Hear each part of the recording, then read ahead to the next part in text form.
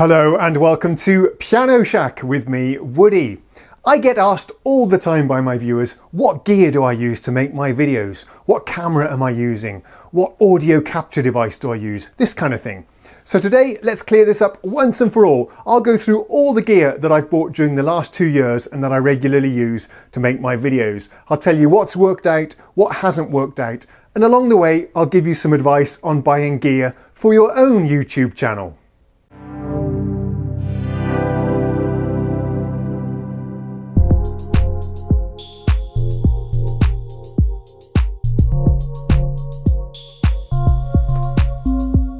Let's start by talking about my primary video camera. It's a Panasonic, it's a Lumix G7.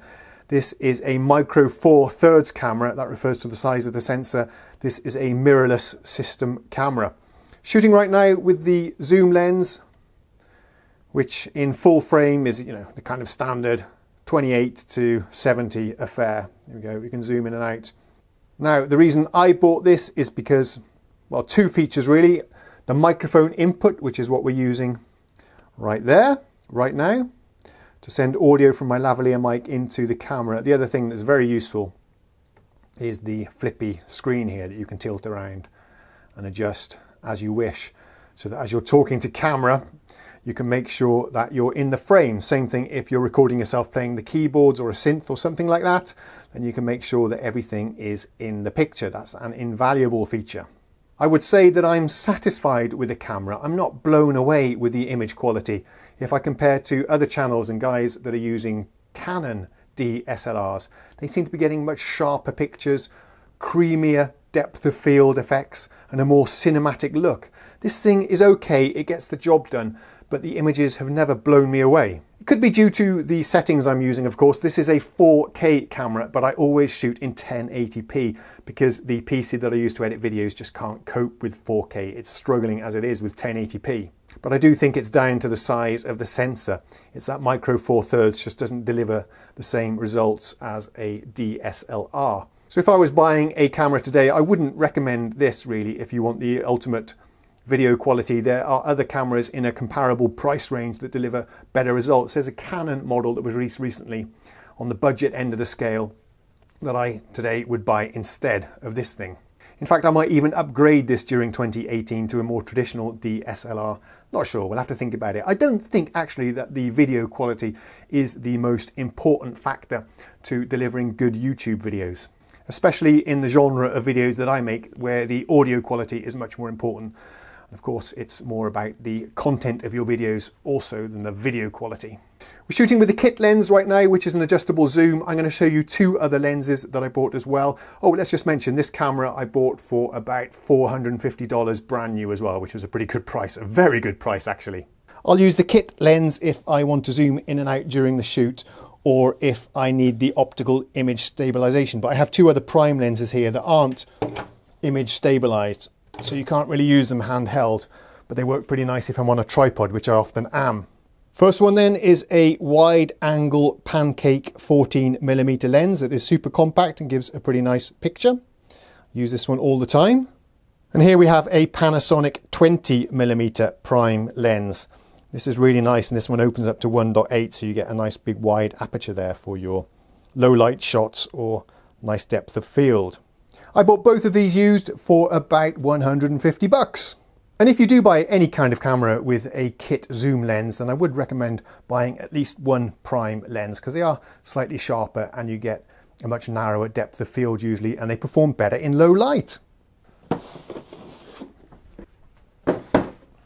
I also have an action camera that I sometimes use as a secondary camera so that I can switch between two camera angles. It says GoPro on the box, but it's not. It's a cheaper knockoff. Let's have a look. There it is. So this is an sjcam action camera, roughly equivalent to an older GoPro model, but this thing only cost 40 bucks and is great at what it does. And it even comes with a lot of nice accessories, and I've bought a few more over the years, although I never really use them. The only important accessory really is the tripod mount. I'll put it over here and capture a little bit of video so that you can actually see what it looks like.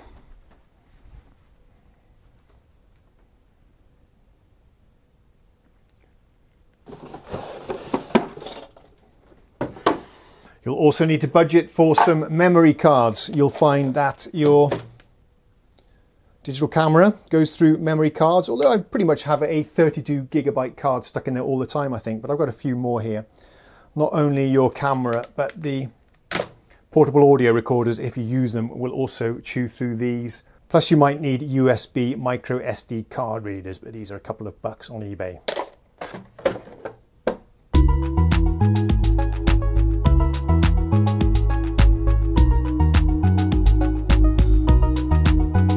Now, if, like me, you live in a country like Sweden where it's gloomy and dark 6 months of the year, you will need some kind of lighting solution. Otherwise, you could get away with shooting in front of a bright window. But for me, I've got a very ghetto setup. I'm almost embarrassed to show this on video. It's a transparent umbrella. And behind that, we have two compact fluorescent lights. They're kind of bright, actually. It's not going to come through on the video, but they're very, very bright. And I've got one up here in the ceiling as well. So together, they do produce enough light to make decent quality videos. I've actually got another light stand here, an umbrella, but I normally don't bother to use it. One is just enough. I just stick that in front of my face or in front of the keyboard that I'm playing. I don't remember the exact price for these, but they were probably about $70 for the pair. Very important item here is the tripod. You are going to need a good tripod. This is probably a 15 or 20-year-old Manfrotto tripod with a ball head here so that you can very quickly adjust the angle of the camera. Over here we have an equally old Manfrotto tripod. I bought this one to support my action cam, so it's way overkill for that. This one has a nice smooth video head for doing pans and tilts, but I very rarely use this. And then I have some other stands that I've bought over the last 2 years. I very rarely use these, but yeah, clamping things that you can mount a GoPro to, that's kind of nice. There you go. Stuff that I thought would be good to have, you know. Various funky little stands that I've picked up on eBay, but never use any of these really. Camera tripods can cost anything from $20 all the way up to like $2,000. You don't need to spend that much, but don't cheap out. The first tripod I had was $30 and I was continuously worried that it was going to just topple over. And in fact, it did break after just a few hours of use. So then I bought my two Manfrottos. I bought both of these secondhand. There are tons of secondhand tripods for sale here in Sweden. So I got two for about $100 or $150. I didn't really see the point in buying new at the time. In fact, my philosophy for buying gear for this channel has been to buy it on a budget really, because I didn't want to invest a lot of money in gear and then decide that I didn't want to carry on with the channel and then lose all of that money. So for me, it was quite nice to buy a lot of the gear secondhand so that if I did decide to quit, I could sell it without losing a lot of money. It's a bit like having free rental for all of your gear, and I do recommend that approach if you just want to test the waters.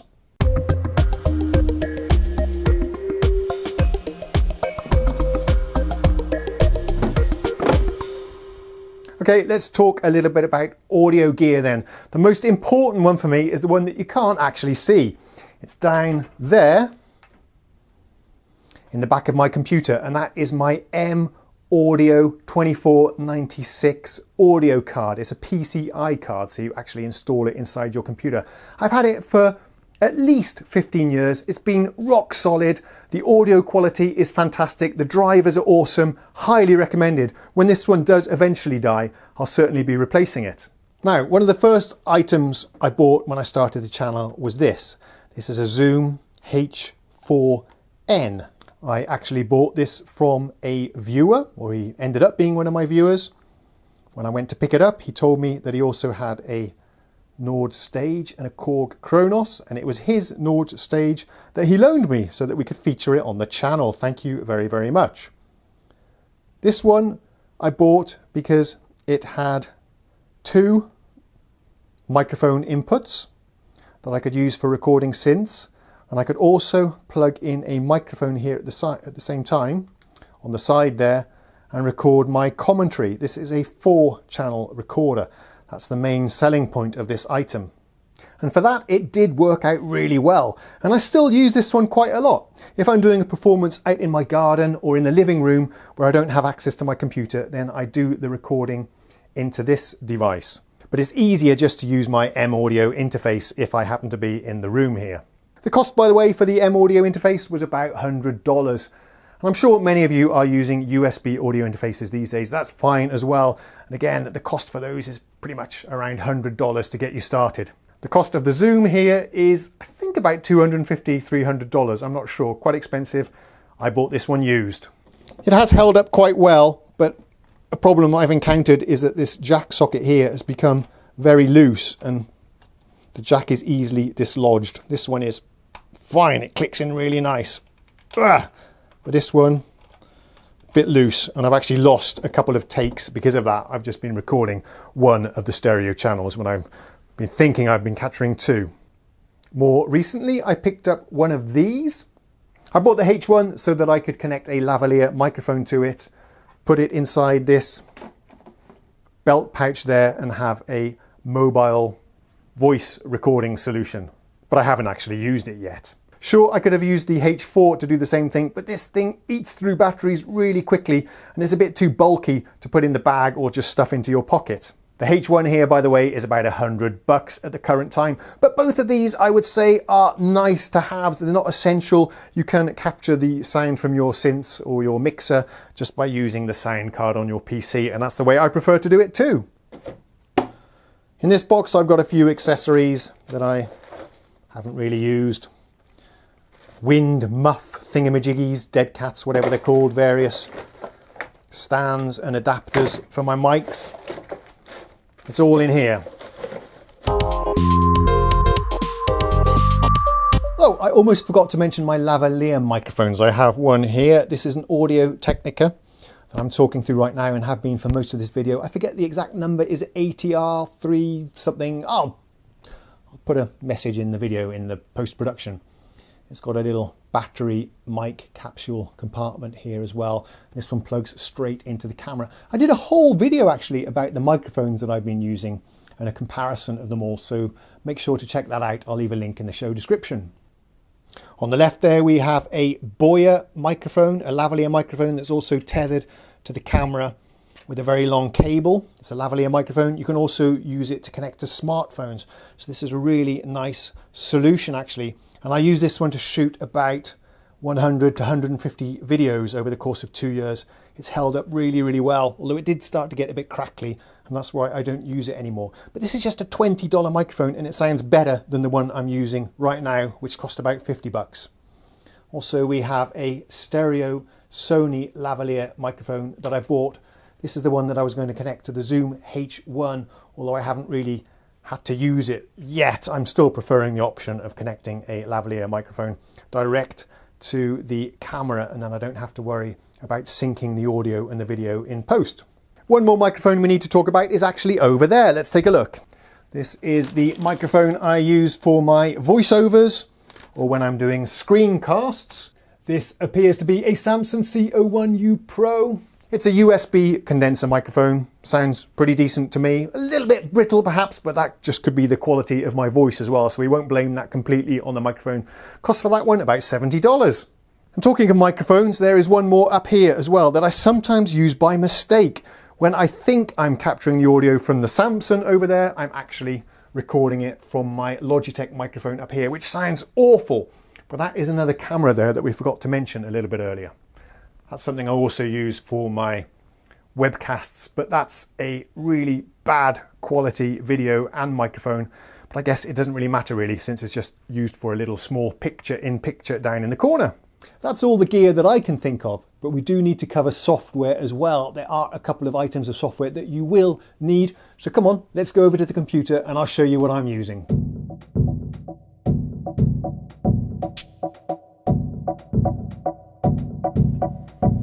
You will need some software to capture your audio. What you're seeing here on the screen is the completely free Audacity, and many people use this to really great effect. The levels here are a little bit hot. I'm not quite sure why, but hopefully it's not coming out distorted. I'm actually capturing this in a different program that I'll show you in a second. But Audacity is a totally viable solution for capturing the audio from your synthesizers or your mixer as you're doing a performance.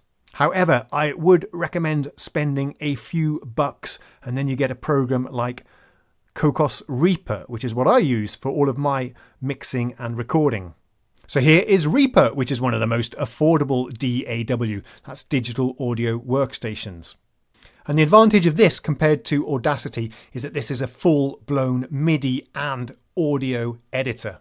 And you can also load VST software instruments and effects into this one. So highly recommended over Audacity, actually.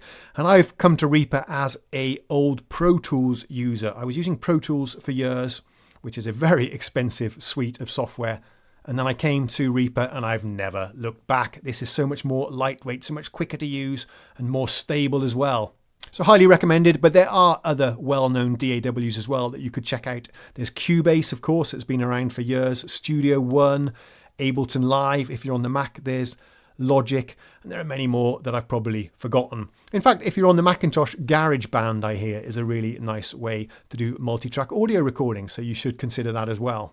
For doing screen captures, just like I'm doing right now, I use, if I can just drag it over here, I'm using OBS Studio that's running on a second monitor.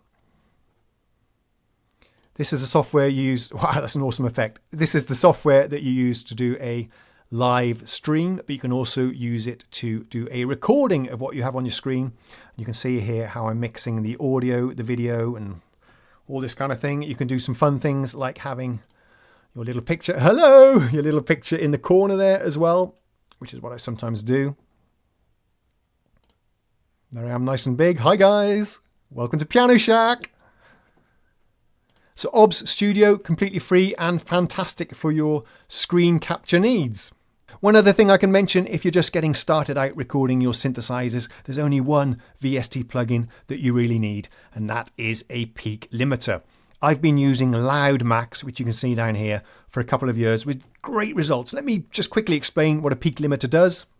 Typically, you want to record your synthesizers with a lot of headroom, so there's no danger of you clipping the signal. Here we've got about -6, -12 dBs of headroom there before we reach 0, which is the absolute limit before you get distortion. And then by putting a peak limiter onto the master bus here as an effect, I can increase the volume up to a reasonable level for YouTube or for streaming. And what you see the peak limiter doing here is it's just reducing the volume of any transients that go over 0 dBs so that we're not getting any distortion. It's an interesting topic and worthy of a video in its own right, which I'll do someday, but I just wanted to mention it now. If you're getting started and you're recording your synthesizers, record them at a low level and then use loudmax to boost them up to a good volume. I've been using it for years and it's the only effect I use when I'm recording my synthesizers. You are also going to need a video editor. I've been using Premiere Elements 14 for the last 2 years. And it served me very, very well. It's actually surprisingly powerful for the light version of Premiere. It can be extremely infuriating to use at times. The usability is not always up to speed, but it's been pretty solid. It gets the job done, and it costs about $100. So that is all the gear that I've been using. If anybody asks me again in the comment, I'll just refer them to this video. Thanks for watching, and I hope you found it helpful. Cheerio.